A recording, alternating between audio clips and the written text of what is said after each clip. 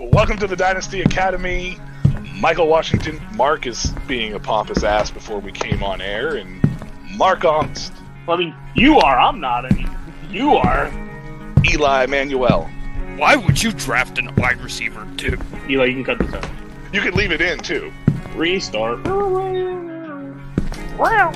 Kyler Murray has a fantastic arm. It's just the decision-making for him, for me. Michael Vick just made better decisions, I feel like, overall. Makes sense. I said 1 or 2 inches, growing 1 or 2 inches, and you're like, And he's still going, I have leagues on too many apps. I don't know what to follow.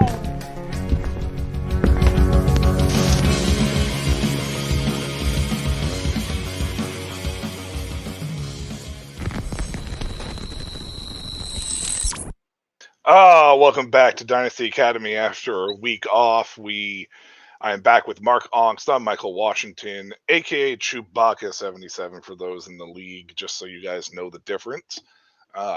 Mark, I feel like every week it gets asked. Every Which week. one are you? Which one are you? every week. I should just put Chewbacca77 down there in the little thing, or get a little banner that says who's who in this situation.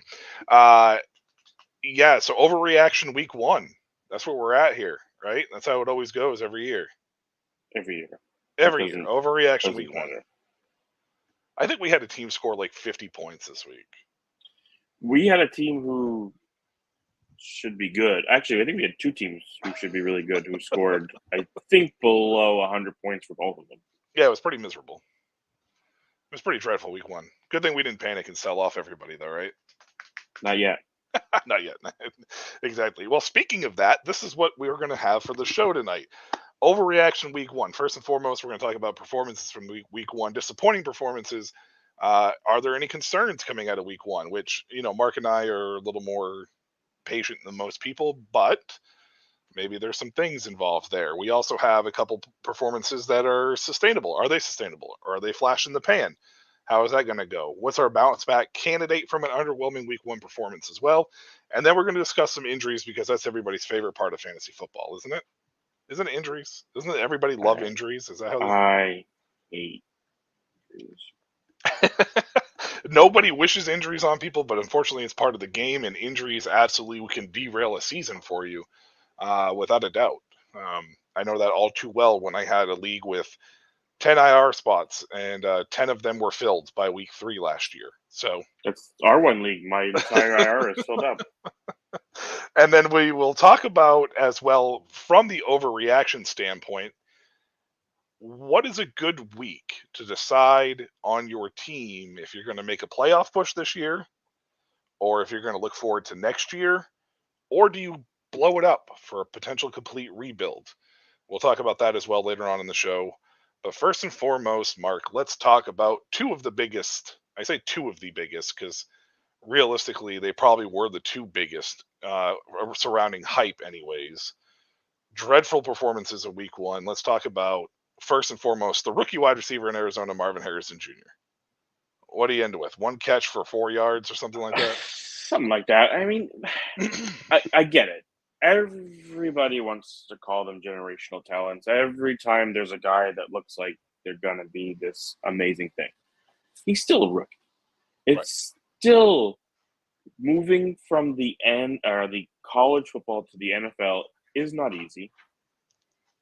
I get he has a father who played in the NFL, which made things a little easier for him, but he's not going to go out there every game and put up 150 yards and 2 touchdowns, and it's game 1. Like, let's understand that he is their number 1. So teams are going to. I saw a great quote from Bill Belichick the other day that when they had Darrelle Revis or Gilmore, when they had a top corner, they didn't put the top corner on the top guy. They put the top corner on the number 2, and they double teamed the top guy because they figured our best corner against your number 2 is going to win the matchup there. We double team your best guy. It's 2 guys against 1, should win most of the time there. Your 3 is going to beat us. Well, I'm sure Marvin Harrison was getting doubled. I'm sure they said, okay, beat us with Michael Wilson. Beat us with Trey McBride. Beat us with Greg Dortch. Mm-hmm. And let's be honest, their offense wasn't bad. They put up 20 28, 24 points. They had a game where they were winning by 14, I think, at halftime on top of that. The defense fell apart at the end for them. So, sure, it sucks for fantasy football, but it's game one. Like, he's a rookie. It's But I think the biggest question that I've seen most, or at least from a smarter standpoint, is the lack of overall target share that he got in week one. Primarily because, like, everybody that you just mentioned, Michael Wilson, Greg Dortch. I mean, Trey McBride, I'll give you the benefit of the doubt on because he's a nice young and upcoming tight end, but those guys aren't really guys that are considered to be a perennial like threat as a wide receiver 1 or 2. So why was it that Marvin Harrison wasn't targeted nearly as much as like someone like Greg Dortch is I think where fantasy owners are having the biggest concerns from. Now, maybe it is a double team standpoint, but it's still just like maybe that's where it's coming from. That seems to be the smartest argument that I've heard from for anybody that might be somewhat concerned about MHJ. I am not, to be honest with you. It's just I can understand maybe being a little hesitant because Arizona on paper is not very good in general. I think they're sneaky. I think they're a sneaky team. I mean, I picked them this week. I think they're a better team than they've been. I think the defense will be the point where they'll make or break their season overall. But yes, you look at Greg Dortch getting 8 targets to Marvin Harrison's 3. But what was always the problem with an OBJ offense? We feel like we have to get OBJ involved. So what were we doing? We were forcing the ball to OBJ, whether he's open or not, because if we don't at least get him 6 targets in the first half, he's going to have a meltdown and start fighting with the net. Yep. Honestly, it really became noticeable with the Browns. It felt like Baker was constantly having to look, I'm going to get to the ball to OBJ, whether he's open or not. Got to get the ball to OBJ. If Kyler is just back there, dropping back, looks at Marvin, covered, move on to the next one. Focusing on one wide receiver and going, we have to throw the ball to him, so I must force that ball in there, is how you lose games. Patrick Mahomes is not out here going, well, I got Travis Kelce, so I got to make sure Travis Kelce, it's 10 targets. There are games when Travis doesn't get going until the second, third quarter because the team's like, well, we're going to take him out, so beat up somebody else. And what Patrick Mahomes does, sure, hey, MVS, you're weak. And then after the second quarter, you got to start playing those other guys. So give me week 5. If we're looking at week 5 and we're at 15 targets total after that, then we'll talk. Right now, I'm not worried at all. Not a single bit about Marvin Harrison. And again, I don't want to make it seem like that we're panicking or anything in a standpoint. How much of it also could be that this is just Kyler Murray showing that he's not as capable, matured, and he's not as capable as a starting quarterback as we thought to be able to get his playmakers involved. I mean, because think about it. I mean, think about it in a sense. He only passed for 162 yards total. It's well, right. I mean, Buffalo's defense. I mean, that secondary is that secondary is a huge question mark overall. But I thought they played pretty well in this game. So.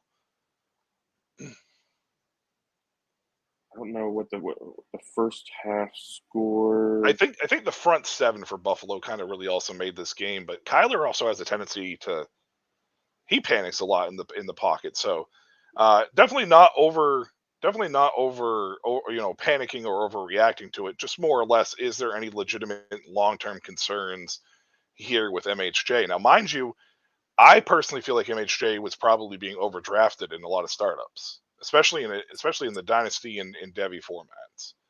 I mean, a lot of people were taking him as a wide receiver, their wide receiver 1. Him and our next person talked about Amon-Ra St. Brown were kind of going in a similar spot. And one guy's been doing it for 2-3 years. One's a rookie. Right. And it's not even like Amon-Ra's really had a bad season. He's been consistently better each time. So even if he peaked last year, his peak was very good. We should not be drafting a rookie wide receiver at the same time we're drafting a fourth-year standout wide receiver. So, yes, I agree. He was probably up a little high. I also think Malik Neighbors probably was up a little high because people were taking him not far after that. It was just this. They looked, well, it's rookies. Rookie fever always has a The rookie and fever. sometimes people are like, "Oh, I'm just going to go really young and take these guys super early and just have a real young team and punt the first year." Well, I mean, that's essentially what it what it always boils down to when it comes to rookies is the rookie fever. It's a shiny box, like you've always said. It could be a yacht or it could be a Ford Pinto from 1973 with 2 tires. So it just really depends on what it boils down to. Now, the only reason why I included Sun God in this situation was because honestly, Week 1 obviously didn't go the way that we all expected it would in this format. Now, I included him primarily just because, opposite of MHJ, there are a ton of other legitimate options in this Detroit offense. Jameson Williams showed that this week as well. He did, yes. He had a good showed week. that this week. And then Sam Laporta, Jahmyr Gibbs, David Montgomery seems to be a running back that we all thought maybe he could be in Chicago, and he's starting to look like he is in Detroit the last 2 years. Is there too many targets? And is Sun God destined for a possible meh year by his standards? Yes, I could possibly see that because we are talking about a guy who's 1,100, almost 1,200 yards 2 years ago, 1,500 yards last year, 10 touchdowns and 6 touchdowns. So, is it very possible we get around 1,100 but less touchdowns? Yes, of course. Gibbs is obviously now its second year in this offense. David Montgomery, second year in this offense. These guys are getting more and more comfortable. They're going to see more and more opportunities. Laporta, second year in the league.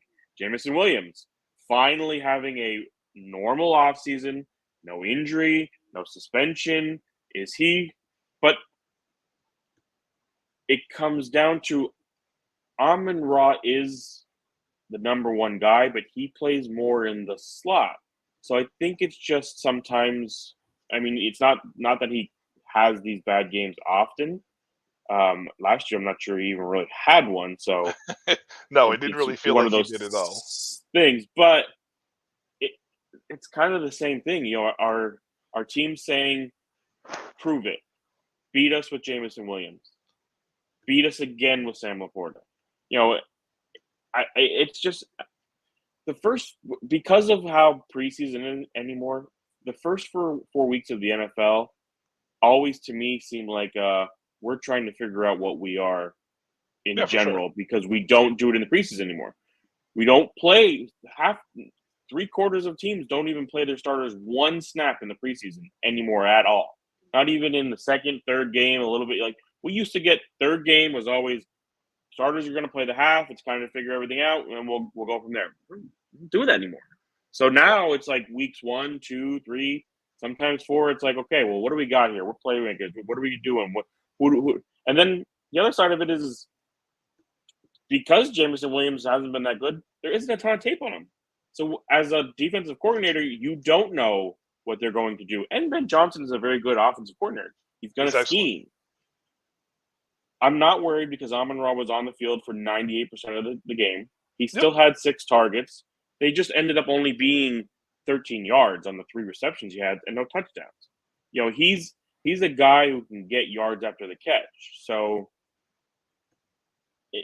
I don't worry about studs when they're yes, Jameson and Laporta are good players, but Laporta even himself was buoyed by a bunch of touchdowns. Yeah. I think Amon-Ra will get his once, teams start to settle in on what they're doing. Okay. That's fair. I think that's actually a good point. My only other person, and I didn't mention this in the chat when we put the show together, but Garrett Wilson for the Jets. He didn't have a terrible game. I think he had 8 fantasy points or 8.6 or something. He had a really good He had all in one drive, I think. I was going to say he had it all in the first drive. Is there any concern with this Jets offense? Because that might be a little more of a legitimate gripe, in my opinion, than anything else. Not maybe long term, because I think Garrett Wilson's going to be fine long term, but just more so in the immediate future, as long as Aaron Rodgers is kind of hovering there. Is there any concern or no? Like, from If you? you remember in Brady's last year, he was going through the divorce and had all these things going on, and he was away from the team a lot. Aaron Rodgers this offseason had a lot of things he was doing outside of preparing for football. And I get it. He's Aaron Rodgers. He's been doing this for 20 years, yada, yada, yada. But we saw in that final season with Tom Brady, he was nowhere near as good as he was the prior 2 seasons with Tampa. And that team was not very different than they were the other 2 seasons he was in Tampa. So I get these guys are vets, but you still need to prepare. So as long as Rodgers in season now is just all about working on football, I'm not worried. If he's going to do the Tom Brady thing where it's 1 foot's out the door, I'm doing all this other stuff, I'm starting to look at my career in commentating, then yes, I'm definitely worried. Because yes, I know Garrett Wilson has showed it with bad quarterback, but he still wasn't a great wide receiver last year with the terrible quarterback. He was just good enough, and you could blame the terrible quarterbacks on him not being great. It comes down to Aaron Rodgers. Aaron Rodgers is the key. If he's going to focus up, I don't worry about it. Because that one drive, Garrett Wilson looked like Garrett Wilson. Yeah, for sure. And hopefully that's the case with Aaron Rodgers, and he's not. We got a first question. Sebastian, thank you for tuning in here, Dynasty Academy. Do I trade Devontae Adams and Keenan Allen for Cooper Kupp and Deontay Johnson? Even if this is redraft, I still kind of feel like I want to make this trade. You want to trade away Adams and Allen? It is a redraft league. Okay, good. It's good to know. So I get why you'd want to get Kupp with Puka out. I understand that. It's Deontay Johnson that's the problem to me. Devontae and Kupp they're similar. Yes. They're both the top guy on their offense, and there isn't. Yes, Jacoby Myers is a good number 2, but it's not like he's Amon-Ra is the number 2. They're very similar. For me, it comes down to Keenan Allen and Deontay Johnson, and I know we want to believe that Panthers offense is going to get better, but Deontay already was I need a ton of targets kind of guy from Pittsburgh. Yeah, for sure. And I feel like a lot of options in that Panthers offense and a not good offense right now. I don't think I want him. Well, here's the reason I take this trade. Matthew Stafford. He's the only quarterback out of that group that I actually trust more than anybody else. And Sure. I know that the Raiders offense seems to want to run through Devontae Adams. But Gardner Minshew is still going to handicap that offense to a point. Let's face it. I mean, Minshew is a decent quarterback, but he's not a Matthew Stafford caliber quarterback, right? Let's just we've seen it with him. We know what his ceiling is. Now, on the flip side of this too, the Chicago Bears offense looked friggin' dreadful, and I know that's not necessarily all of Caleb Williams' fault. However, especially in a redraft league, Sebastian, you're talking about a rookie quarterback. Rookie quarterbacks tend to struggle a lot more often than not. CJ Stroud is the outlier. I think everybody wanted Caleb Williams to be CJ Stroud this year, but the likelihoods of that happening are not very high. So to me, the way that I look at this from a standpoint is Bryce Young and Caleb Williams, maybe not talent-wise, but for this year, are probably on the same playing field as far as at least the early parts of the season is concerned. And if you talk about how the way that the fantasy season works, the fantasy season, you need to be able to win games in the early parts of the year to be able to make a playoff push later on. So I think that Young will continue to improve under Canellis. Maybe not to the point where everybody thinks they'll get, but I think it will continue to improve, just like Caleb will improve with Chicago. However, I think DJ Moore, and I think if Odunze can come back and be healthy, I think other players in the Bears offense is going to get more targets and more looks than Keenan Allen will. Whereas Deontay Johnson, I think, will eventually demand, and maybe this offense will run through him a little bit more. They DJ don't hate, Johnson isn't that guy. He's just not that guy. but Deontay Johnson doesn't have any other competition really right now. Legette's still a rookie wide receiver, and we still are unsure about Mingo. So Yeah, it's got to. Thielen's getting older too. Thielen's going to be in that Keenan Allen role. I think they're going to try to get. Yes, he is. I think they're going to try to get Deontay Johnson more involved. But for me personally, it's just more Kupp and Matthew Stafford. I trust Stafford as a quarterback more out of all these guys as quarterbacks, and I think that even with Puka Nacua on the field, Cooper Kupp is going to do enough to be able to balance out what you may lose from Keenan Allen to Deontay Johnson personally. Yeah, Keenan, especially for a rookie quarterback, is kind of like that safety net tight end people talk about because he plays that slot role and has super good hands and runs great routes. Yeah, I personally, if you're worried about Keenan's injury, I can understand that. That would be the only flip side for me. If you're a little worried about Keenan Allen's injury, take the other side and just get away from that. But for me, it's Adams and Allen. And now it's Sebastian. It just comes down to who do you trust more. And I've got a feeling that you probably don't know either of us. So we didn't agree. I don't know if we helped you at all. I hope so. But whoever made the more valid point, I guess, would be go with them. Sure. Yeah. All right. Moving on now to the flip side of it. Week 1, huge performances and whether or not they're sustainable. Primarily because this could be an overreaction the opposite way, right? Like that's the way this works. Okay. I'm going to ask you one question. Yes. 13.45 yards per carry. Is that sustainable? Well, 13.5 yards per carry. Is that what you said? Yeah. No. That's not sustainable. Okay, so to answer your question, J.K. Dobbins is not sustainable because that's his average at the moment. Okay, but J.K. Dobbins 135. But J.K. Dobbins wasn't part of the sustainable question. Yes, he is. No, he's not. J.K. Dobbins is he back? As in, is he going to be a legitimate, viable fantasy option down the road? Yes, he is. Yeah.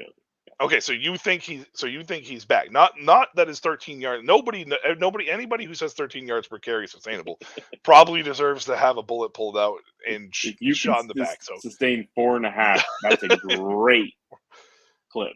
I was just talking about more from a standpoint: is he health? Obviously, health is going to be a big part, but is he?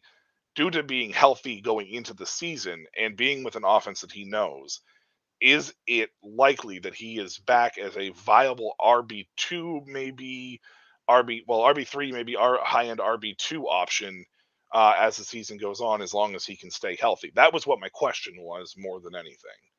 Yes, because I think he'll start to get some more passing game work. I mean, Gus Edwards looked abysmal in the same offense. JK is clearly not fully back in his speed because he got ran down, I think, at a time when he would have outran everybody before that. Right. But his vision was better. He was getting to the holes. And he's the better back than Gus Edwards, and he showed it. And I think Jim Harbaugh and Greg Roman, because that offense will lean on the run and know how to at least scheme a run game, will lean on the best running back. Gus Edwards will get carries. It's always going to be the case, especially with a guy coming from an Achilles injury. You're not going to run him 25 times and kill him. So as long as he continues to be efficient, 10 carries, 60 yards with a touchdown, or 10 carries, 60 yards, 5 catches, 20 yards. That's coming from a guy that you probably picked up off waivers at this point. Easily, a league winner. And James Cook scores. Hey, that's good for us. That's good for us because I think pretty sure we have him everywhere. Everywhere. Yep, everywhere. Yep. But I think you're going. If you have him as your RB2, 3, where you're looking at matchups, they're figuring out. I think you'll be okay with Dobbins throughout the season. Yeah, I think he's back as a viable flex option. I don't know if I'd stick him in my running back spot and hope for the best unless I have a pretty terrible pretty terrible running back core, which, to be honest with you, about 70% of my teams seem to have that lately. The entire NFL is a pretty terrible running back core. Yeah. So I'm going to say Dobbins should be back in that format. Now back to big time performances, not 13.5 yards per carry, sustainable. J.K. Big Dobbins, performance. that's Big sustainable. Yeah, performance. it's a huge, but that's the reason why I didn't include him. 13.5 yards per carry mark. Come on, yes, I'm going to ask if that's sustainable. Oh, God, I don't know what I'm going to do with you sometimes. I don't Are know. we going to talk about Saquon? Is that what you want to talk about?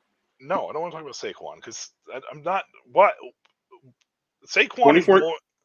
24 carries, 109 yards. I mean, we didn't see that really with the Giants outside of year one. I think it's going to be more sustainable for Saquon than probably the other guys on this list. But I agree. Saquon's That's what I'm saying. Saquon's not going to be a 3 guy that's going to touchdowns come out is of a lineup. Nobody's going to take Saquon Barkley out of their lineup. I mean, maybe if you still had Daniel Jones back there, but not with Jalen Hurts and Philadelphia's offense. They're not going to. But are we looking at a possible RB1 season? I think it's definitely possible. RB1 Yes, overall. yes. I think so. I think it's definitely possible. 24 carries, I think, is the biggest number for him from that game. That's because we were very worried about Jalen Hurts stealing touchdowns from Saquon.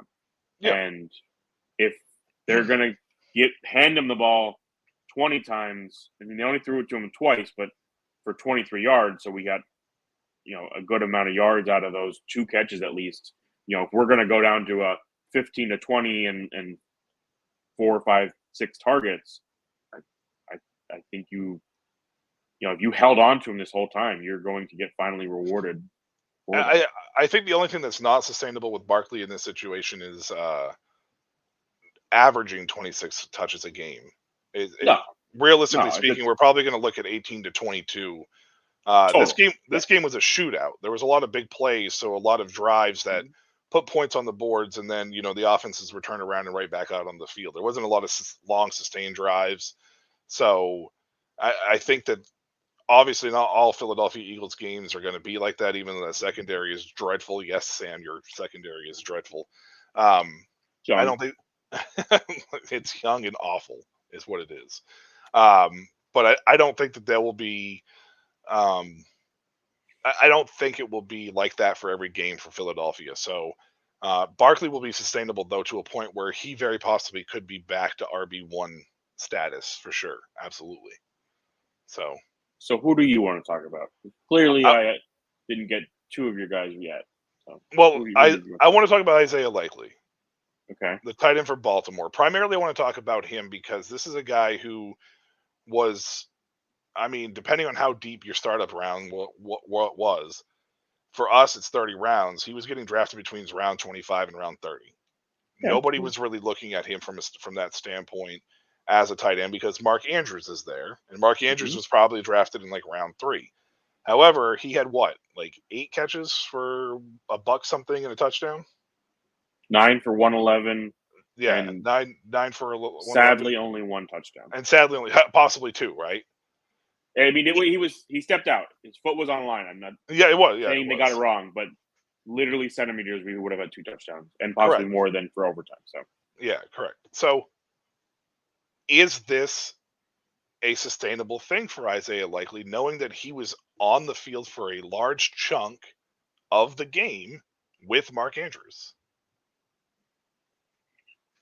I think maybe not that particular stat line, but you know what I mean. Of course, you're not getting 37 points every week. But as a tight end, if you can get you 12, that's amazing. Right. I think so, yes, because I think when you look at the other weapons in Baltimore, Likely and Andrews could both have very good games at the same time, because Likely could end up being more like a wide receiver than a tight end for them. Yeah. I know they have Zay Flowers, and Zay does very good things for them and is very good in that offense because he can get space. But he's still only 5'10" and 150 pounds. Yeah, he's not very big at all. So you're never going to be able to be the volume guy with him. Rashad Bateman, they're trying, and he had an okay game, but it's still we don't know. So right. I think at this point likely you can flex or play in your tight end spot and expect that he's going to see probably 6 to 7 targets consistently. And it's just what can he do with those? Yeah.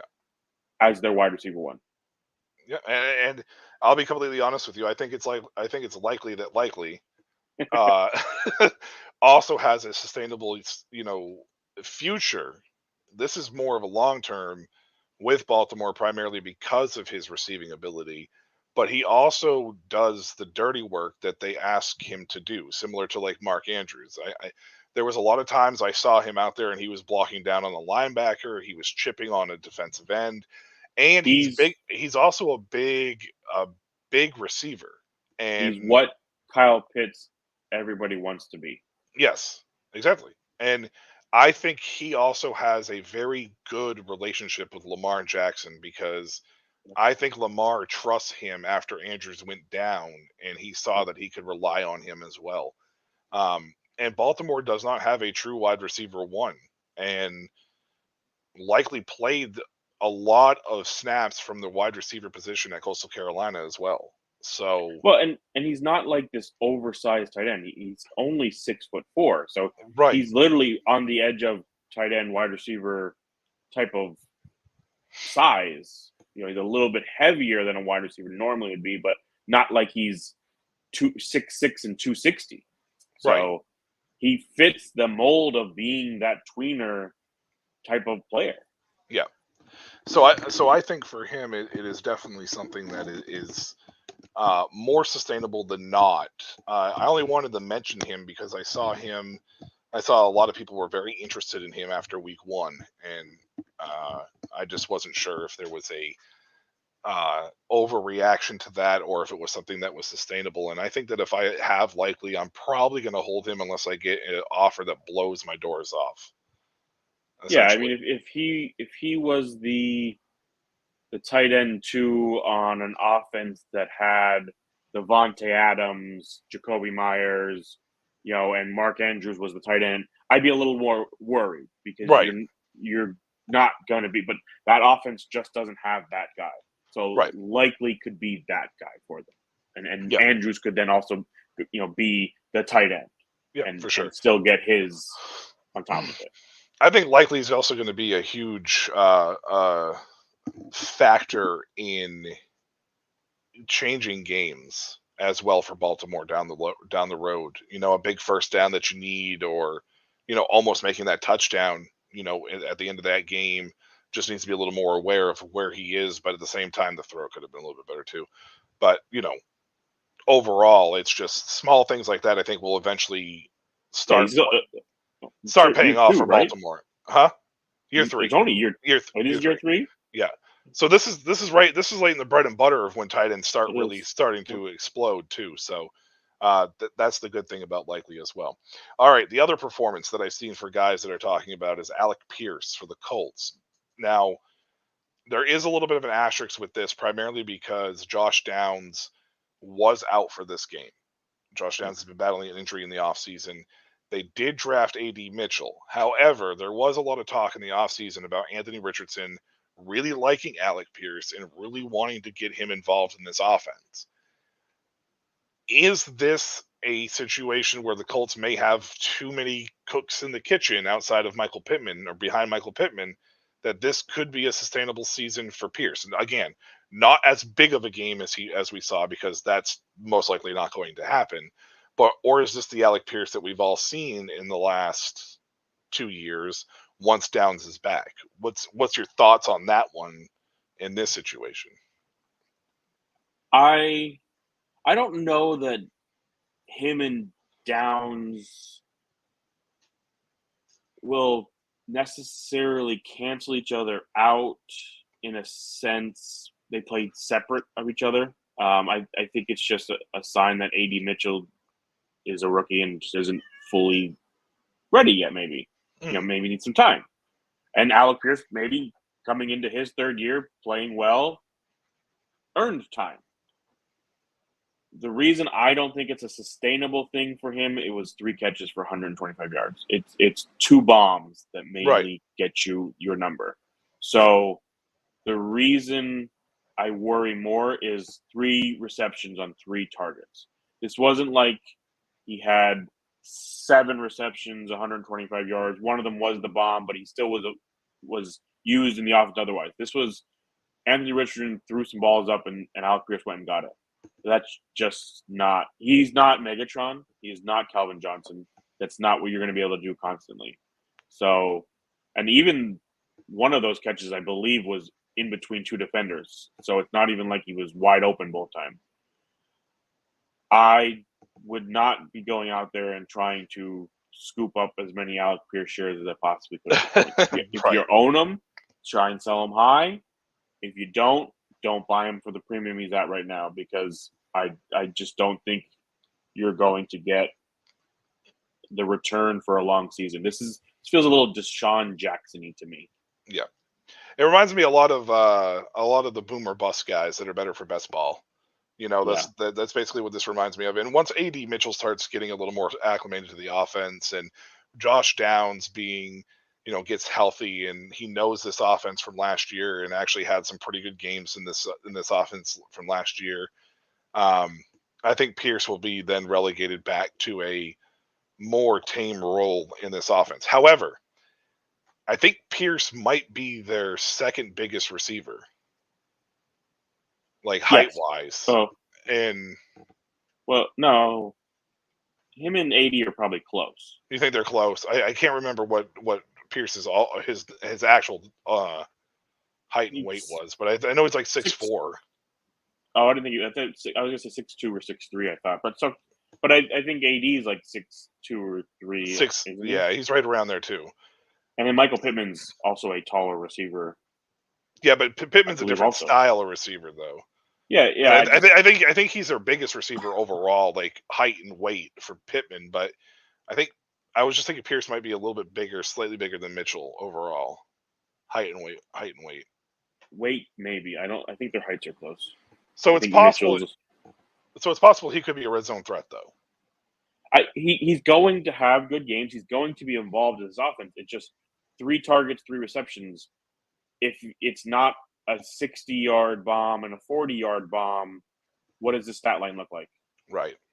Yeah. And it's a red zone target. Great. So he has 2 catches, 30 yards, and a touchdown. Sure, you got 9 points out of him or 11 points in a PPR, but if you went out and paid a first-round pick for him at this point, you're not happy with that as your average for him. Yeah. So, I don't know if I would go that far as a first-round pick is concerned or whatever. But I mean, you look at 26 fantasy points, people are going to overreact. They will overreact. This is for sure.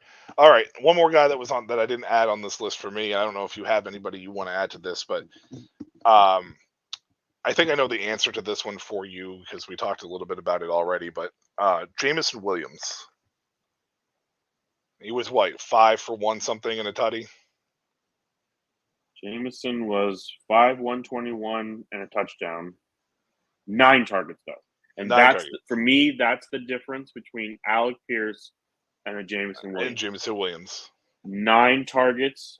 I get you only caught 5 of them, but that's probably a couple deep balls that just didn't get caught. So if one of those gets caught, that stat line gets even better.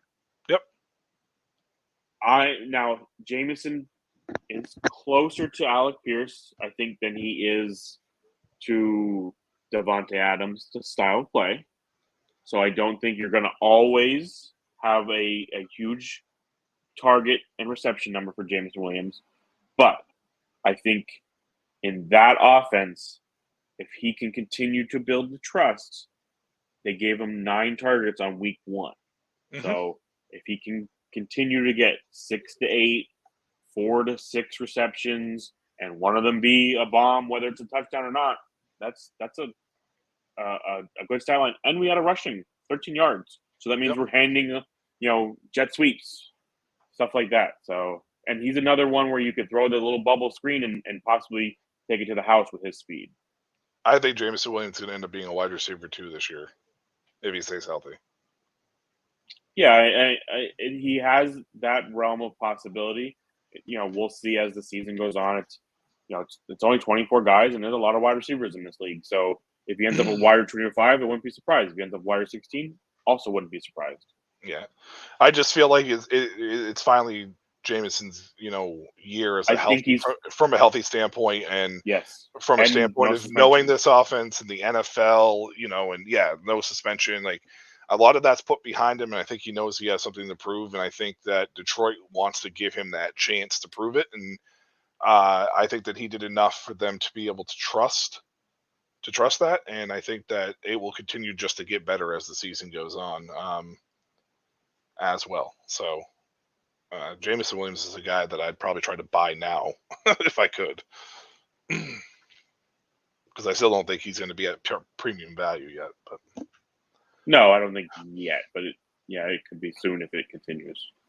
All right, bounce back candidate after an underwhelming week 1 for week 2. This is a little bit of a redraft, more of a redraft question, but I like to add these in once in a while once we're in season. So, who's a bounce back candidate for you after an underwhelming performance in week 1?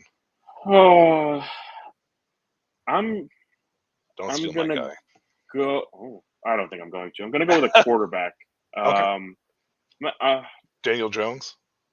Yeah, Daniel Jones. No, I'm going to go with Dak. Dak, only 179 passing yards. Not necessarily needed. I think they had a kick return touchdown. Did they also return an interception too?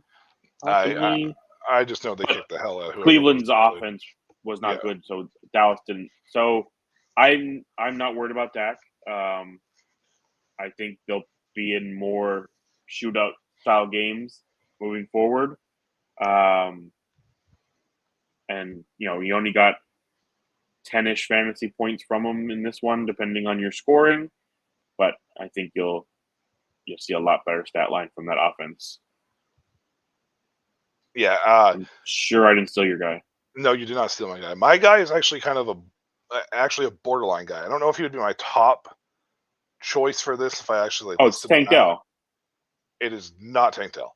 But but it is a guy who I think is going to need to grow into his system, and that's Derrick Henry. Derrick Henry, because I'll be honest with you, there was a lot of people out there that felt like Baltimore was a perfect fit. And I'll be honest with you, I was one of those guys that was really excited about Derrick Henry in Baltimore. Yep. However, that is not Derrick Henry's style of playing. It never has been. The whole RPO read option thing has never been his thing. So I think he is going to need to adjust because he didn't do it at Alabama and he didn't do it in Tennessee. Like, they didn't really play that at all. So even with his speed and his size, it's still a new system for him to learn. And I feel that it may not have been as perfect of a marriage as people thought it was. So it's going to be a situation where he's going to have to grow into it. They did play Kansas City, which Kansas City's got one of the top defenses in the league. They showed that last year when they carried the team to the championship. They do have a chance to bounce back at week 2 against the Raiders because the Raiders played tough, but they're not, I don't think that they're in Baltimore's, caliber. So it really just comes down to if Henry can continue to adjust, if this offense can adjust. And I think opening things up on the passing game, if they're able to do it, will help as well. So, and I think eventually they'll get there as long as they continue to get some kind of performance similar to what Isaiah likely gave them last week. So look for Derrick Henry to bounce back after the underwhelming performance. With that being said, from a dynasty perspective, I don't know. I'm not going to buy him just because he's a second-year contract running back at age 28? Third year. Third contract at this point. Yeah, so he's 30. From a dynasty perspective, don't buy him. But if you have him, I wouldn't sweat it either. So personally, I think what a lot of people saw was how well running backs did in this Baltimore offense the previous years, and thought, well, now they have a really good running back instead of a committee we have to go with. What I don't think people took into consideration is the offensive line is not as good as it's been. at least at this point of the season, because it's quite a few new guys. Right. He's 30. He's not the 26-year-old running back who was getting 350 carries. Right. And has also had 300 some carries quite often. And yes, he doesn't run this style offense. This is also not Greg Roman back there calling the offense, which was normally when the running backs, because them and Lamar would run all over. 13 rushing attempts. Now I know when there's games when they're up, they're going to get a little more, but still only 13 rushing attempts in that game, which if you take that out over 17 is only 221, which that drops you all the way back to a season when he only played 8 games and he had 219.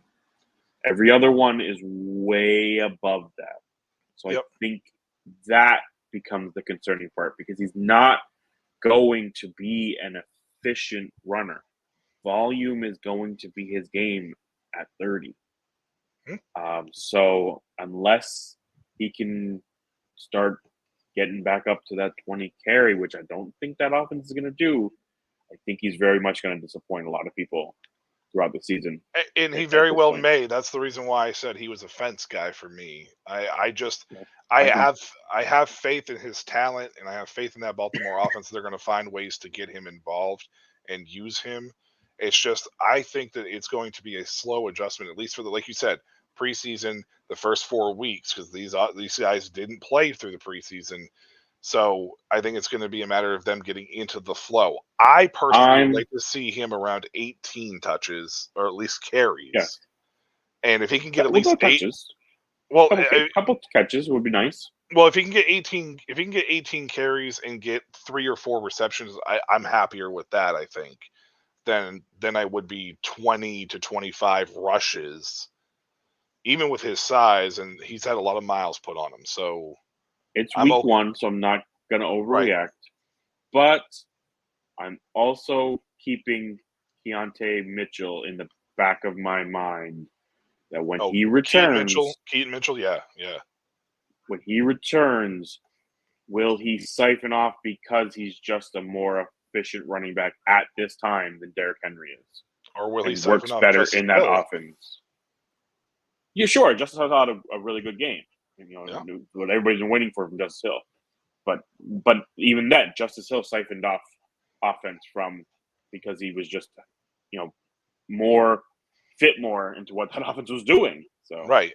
But this is also an offense that Justice Hill has a step up in.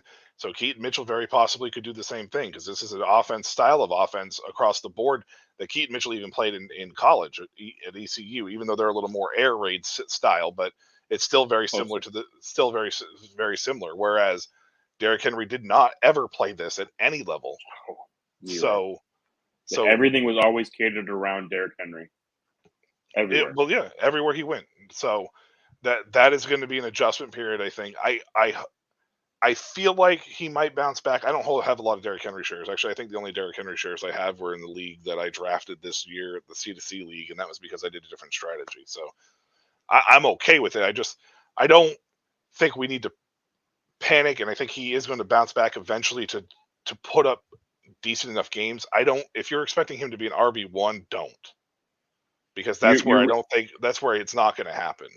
You're really hoping he gets to where Gus Edwards was with 15, 16 touchdowns, where at least inside the 10 they had on the balling scores.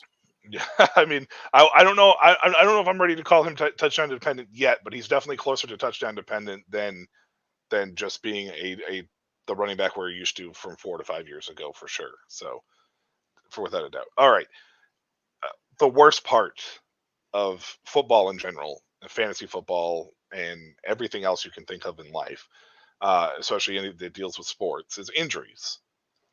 We'll start with the most obvious one. We talked a little bit about it already. Puka Nacua, knee injury, out for 4 weeks, possibly longer.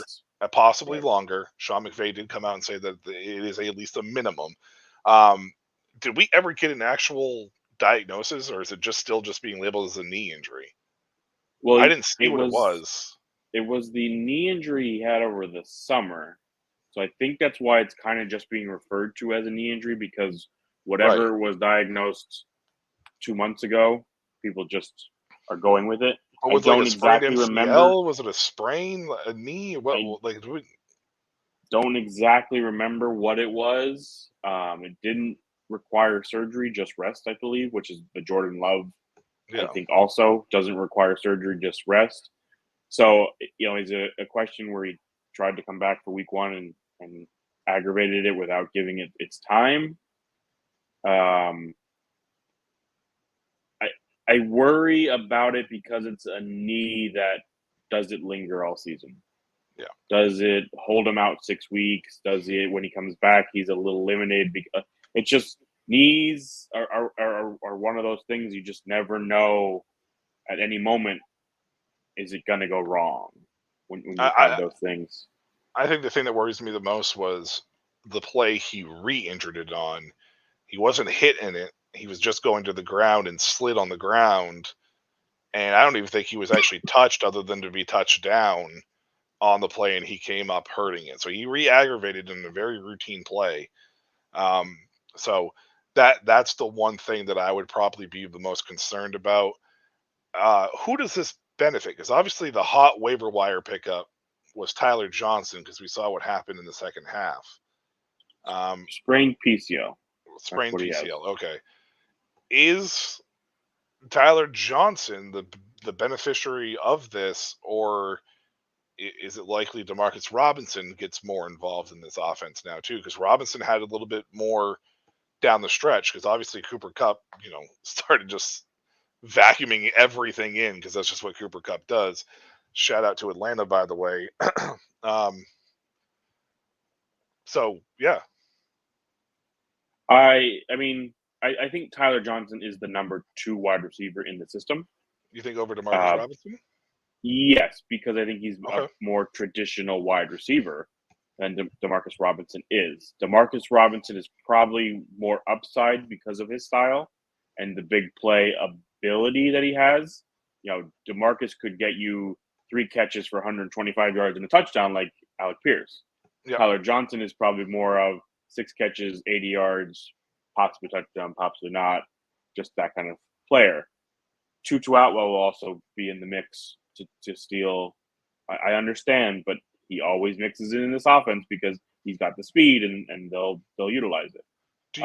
you, do you think that Jordan Whittington could possibly see an increased role as time goes on, even though he's a rookie? I mean, sure. I mean, anything. Let's not Because act like Tyler Johnson Whittington's is. very very close to the play style of Cooper and Puka. So that's the only reason why I asked that. And Tyler Johnson isn't the guy that's just gonna be this great wide receiver. He's gonna take the opportunity and maybe do something, maybe not. Right. So there is possibility that a lot of things. I do think we'll see more of a Kyron and Blake Corum usage to alleviate some with Kyron Williams maybe catching because I don't think Blake Corum's a great pass catcher. So I could see them utilizing a 2 running back kind of style to get Kyron more touches in the passing game to alleviate a little bit of pressure off of Matthew Stafford. When it first happened and Puka went out, that offense sputtered for a little bit, and then all of a sudden Stafford and Cup went, "We got this," and then just did their old thing, and almost won them that game. The Lions looked like they were going to take over at that point, and the Rams were in it. So I think this goes back to the Cooper Cup, Robert Woods, Cooper Cup, Brandon Cooks, Cooper Cup. Cooper Cup and anybody. One. Just anybody. There was another one type of offense where it's going to run through Cooper and then guys are going to mix in. Robert Woods was viable, but it wasn't what everybody wanted Robert Woods to be from when he first came over and when before Cup became the guy. Woods was kind of the guy there, and then he just fell off because it was Cooper Cup, and that's what Colby Parkinson also is a beneficiary as the tight end right now with no Higbee because it's an offense that used tight ends before, and I think Colby is showing he's good enough to continue that. So it's not one of those things you can go out and just get one guy and be like, I got him. I think Colby has taken that job from Higbee and will stay the tight end 1 in that offense. No, I mean, especially with Higbee's injury coming in January, I think we don't see him for a while. Oh, I don't even care about the injury. I just think even when he comes back healthy, that's still going to be Colby's team. So Sure. I mean, yeah, it's not like they've ever shied away from playing a new tight end if they were. yeah, Sean McVay, for whatever you want to say about him, if you are playing well, you are going to play. It's yep, not one of the things where he will force somebody into there just because he wants to. Play yep. well, get playing time. It's one of those things where do they go find a wide receiver? Maybe. Do I think Eli overpaid a lot for Tyler Johnson in every league? Yes, I do. Shout I out to do. Eli. Shout out to Eli and his $400 for Tyler Johnson Every everywhere. league. Everywhere. Uh, this one I think is going to have more hurts than benefactors involved in this one. And Jordan Love's injury, obviously sprained MCL. Uh, just probably, I guess, on the scale of maneuverability, it's just as severe as a sprained PCL is. Uh, for a quarterback situation, his knee popped. I don't understand how he didn't tear something. Like, I don't know if you saw the video or not, but they slow mode it and everything, and you see it pop. Like, it looked like Aaron Rodgers' Achilles last year, like that slow down pop movement. I Everything don't I've get it. heard, he's not a candidate for IR. So to me, I don't understand it. I don't know if that's just them being you're going to force it out there and hope it's fine, or truly is going to be fine. I don't know. We've seen what happens when you rush quarterbacks too soon from injury, though, and I hope that they don't hear. I'm not even going to ask who this benefactor is the most, because I mean, you would obviously would say Malik Willis. This hurts. Sure. This hurts. This hurts. Sure. But this hurts the entire Green Bay offense. This is my benefactor, Sean Clifford, because he might be a starter in the NFL in a week. It hurts everybody else, though. Everybody. Yeah, maybe everybody. Josh Jacobs, because he's going to get a ton more, and because Malik can run, maybe he'll get some. But maybe, because you might just stack the box and say, go ahead, Malik, beat us. Go ahead. We dare you. We'll even leave one of your wide receivers wide open. Do it. Beat us. Because Malik Willis has not proven a single thing that he is a good quarterback in the NFL. For it, they chose Josh Dobbs to start games in Tennessee because Malik in a Willis playoff was hunt. in a playoff game. He played in the play, or it was the final game of the season. It was a play-in game. Yeah. Okay. Yeah. Well, so I am not excited for Malik Willis at this point. Brand new to Green Bay on top of that. Not even like he's been in the system. Yeah. No, Jaden Reed, I'm scared about. Romeo Dobbs, I'm scared about. Dontavia Wicks, scared. Luke Musgrave didn't do anything in the game anyway. Christian Jacobs, Watson. maybe. Jacobs, maybe. Watson. That whole Green Bay offense basically hurts from that, for sure, without a doubt. All right, we can move on from that. I just thought it would be a good little, see if maybe you didn't think like I did on that one, but I liked Malik Willis when he was coming out, but he has literally proven nothing that he is I don't even want to say a good quarterback in the a serviceable quarterback in the NFL. All right. And this is the big one. This is the one that I kind of wanted to watch, to talk about a little bit. We got some time here, so I don't have to worry about it too much. But what week do we start talking about the possibility of either making a playoff push, looking to next year, saying that you have like a team that's right on that borderline, so you need to make some possible moves for next year, or do we completely blow it up and rebuild? What week, or weeks for this matter, do you potentially start, I don't want to say panicking, but start putting that plan in motion? Because obviously at the beginning of the year, everybody, for the most part, unless you're me, is like every team is going to win the league every year, right? Like that's basically what most people do, especially if you have a team that was on the cusp of a playoff spot, or a playoff team, or a championship caliber team, whatever it may be. Obviously, we know injuries and everything else goes off the rails. So what week do we start looking at that from your perspective? What is the best window? Week 4 to 6. And I would say 6 is the ideal time to look at it. you will see some injuries between then. So you'll have an idea of how the depth of some of the top tier teams look. If you're a team that right now is like, maybe I make the playoffs, maybe I don't think I'm going to win.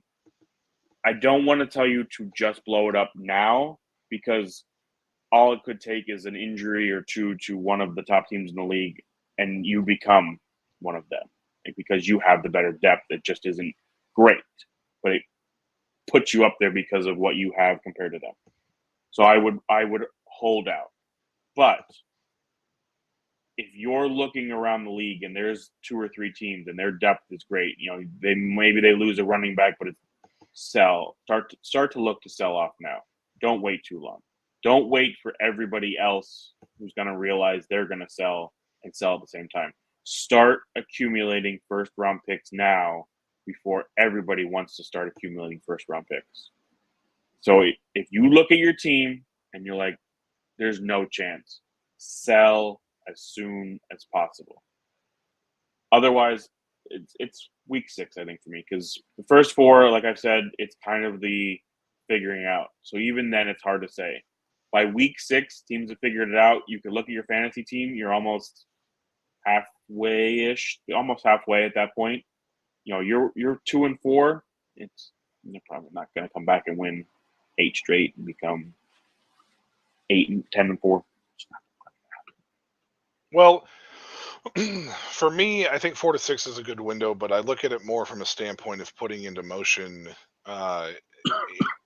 Week 6, I think I would say week 6, like you said, like absolutely 100%.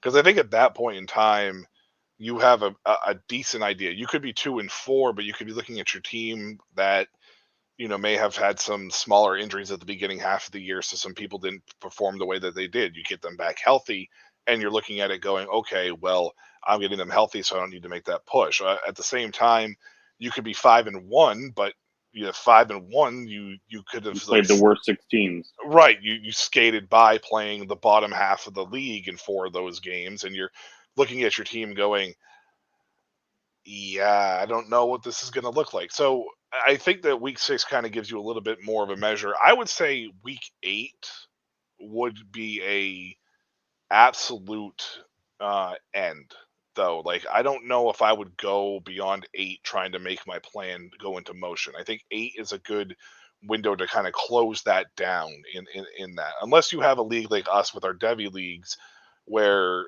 we have a draft at the end of the year to kind of, determine if somebody wants to blow it up or whatever it may be in that window. But in a traditional dynasty league or like these C2C leagues, I think week 8 would be a spot where I really want to put in motion at the very end of my plan to do it, because I feel like prices are either going to get much higher or you're not going to be able to have enough assets because there's too many question marks surrounding your team to be able to get off certain guys. So sometimes too information about your players is a bad thing. Right. Also, the market could be saturated because 3 of your league mates are also trying to sell a RB2 running back at Correct. the same time you are. Yeah. So worst place you could be, though, in a league is in the middle. If your team is looking like it's going to finish between 5 and 7 every year, blow it up and start over.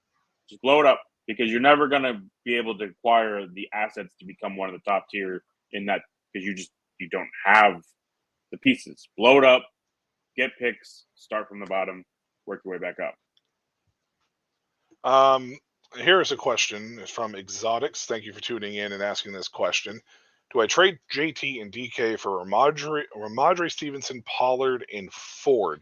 I'm going to assume this is a redraft question. It would be my guess. It has to be. Yeah, it has to be. Yeah, I'm assuming that this is a definite. If you're in desperate need for a running back, who is your RB2 would be my other guess behind JT. Because there's a situation where it's a guy who's kind of sputtering and you may need to wait a couple weeks, or is it a guy who's injury? So who's your RB2 on your team if you have Jonathan Taylor? We'll wait for that response in the process. In a vacuum, what do you think about this trade?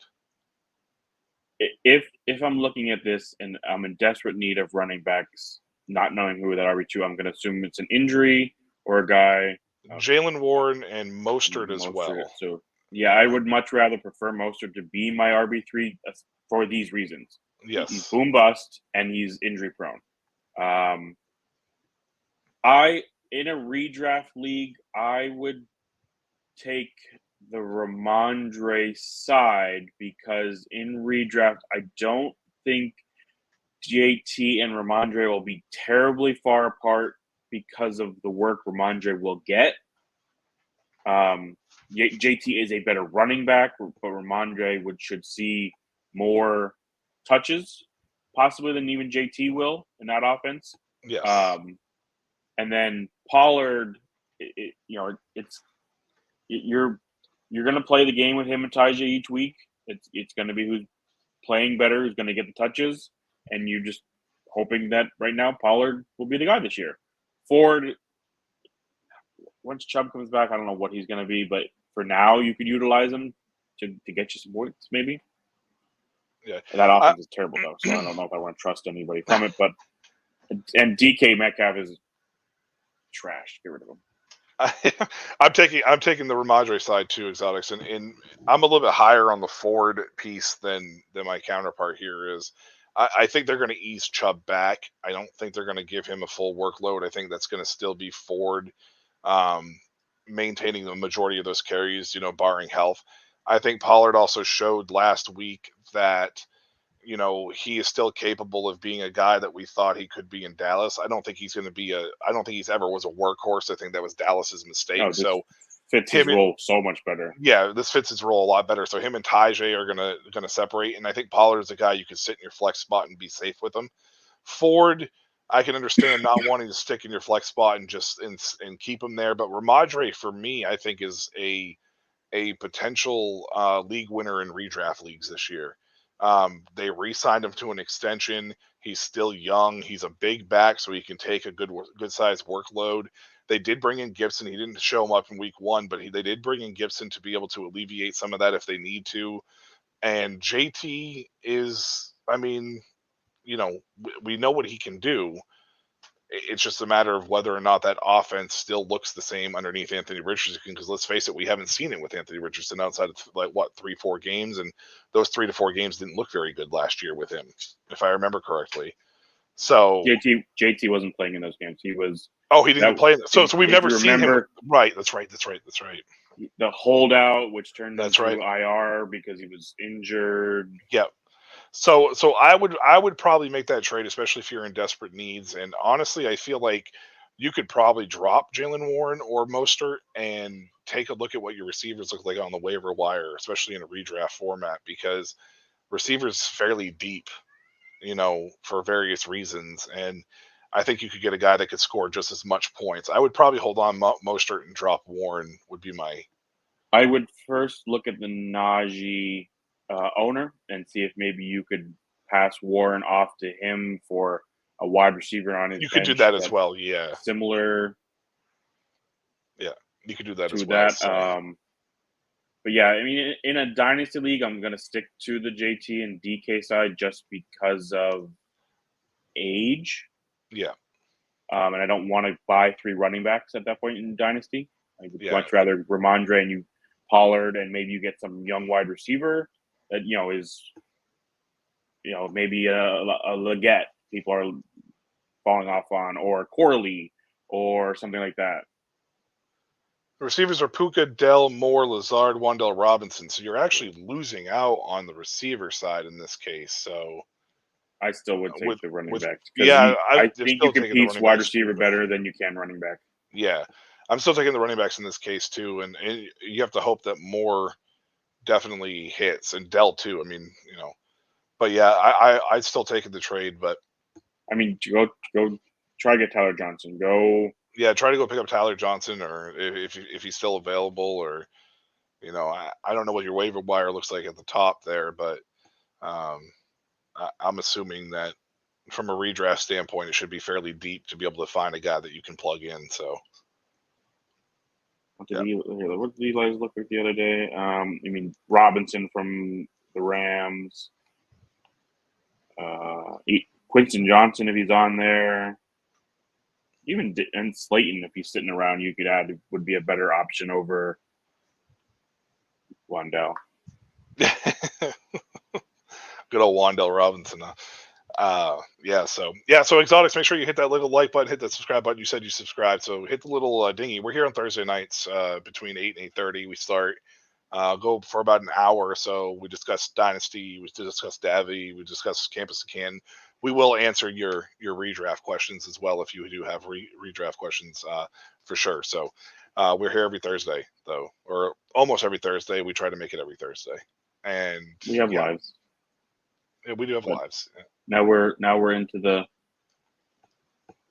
this part of the time, and then my favorite part of the time, the draft time. That's my favorite season, draft season. Draft season is my favorite season as well. So for sure, good luck on the season 2, Exotics, and hopefully our advice doesn't come back to bite you in the ass. So that way we have a lifelong fan. Because there's for everybody out there that claims to be an expert, there are no experts in fantasy football, especially when it comes to advice. For sure, we don't claim to be experts. It's a good game we got going on here. Yeah. Tua's got 2 interceptions. It's awesome for my fantasy team that I have him in. It's awesome.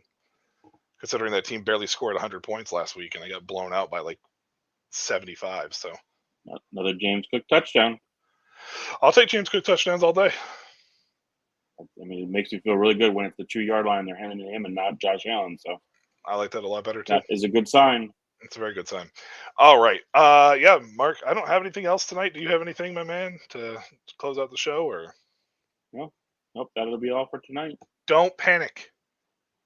Too early in the season. Do not panic by any means. Week 1. Get to week 4 and then start worrying about things. Yeah, get to week 4 and then panic when the wheels are already falling off. No, I'm just kidding. Yes, week 4 is a good window. So, and I don't think bye weeks. Is there a week 4 bye week this week? I don't think there is. I think it's week 5, right?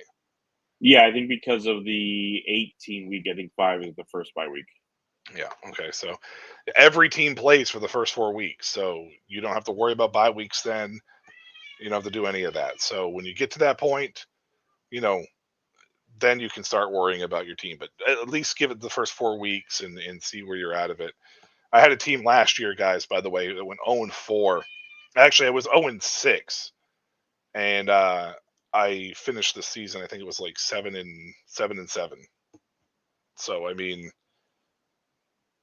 you can make a comeback. It's not very often, but like you don't need to panic after week 1. Is what I'm getting at. So just don't. Especially in redraft.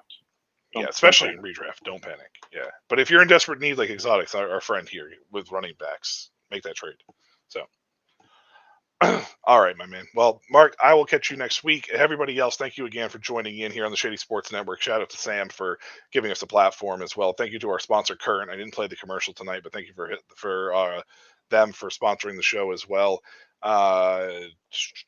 Hit the like button, hit the subscribe button, hit the little dingy so you know when the notifications come out. We cover everything here on the Shady Sports Network as far as all football, even CFL, even LFA, Mexican leagues, blah, blah, blah. We'll move on from that. Until next week, hopefully the fantasy gods are in your favor. And message us on X if you have any questions. Dynasty Yes. Academy. The E is a 3 in Academy. Yeah, see, Mark. Little jingle there. Little jingle, yeah. The E is a 3 in Academy. See? Maybe we could find somebody who actually has a good singing voice to sing that for us.